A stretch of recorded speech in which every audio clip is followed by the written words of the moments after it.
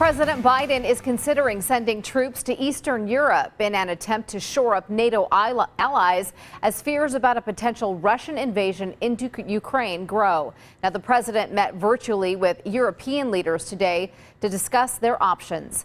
Fox's Madeline Rivera is in Washington with the latest on the escalating tensions. More than 80 tons of U.S. military equipment, including ammunition, are now in Ukraine. The shipment's just a fraction of the roughly $200 million package that the U.S. committed to Ukraine to bolster its defenses, with more than 100,000 Russian troops gathered along its border. And now the president is weighing sending thousands of troops to Eastern Europe, too.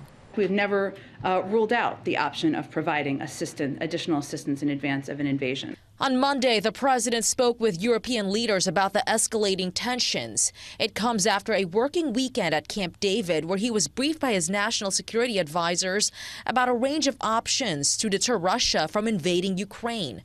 About 8,500 troops are on heightened alert, though no final decision has been made.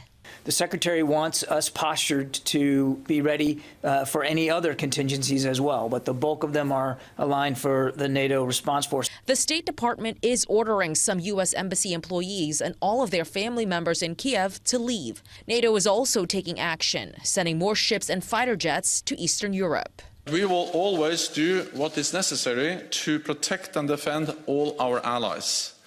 And I welcome that allies are stepping up. Meanwhile, Ukrainians living along the Russian border say they're doing their best to live normally despite the threat of an invasion. We're joking that hope is the last thing to die. All of us are waiting for peace.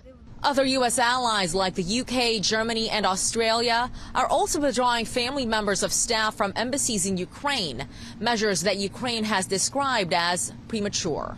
In Washington, Madeline Rivera, Fox News.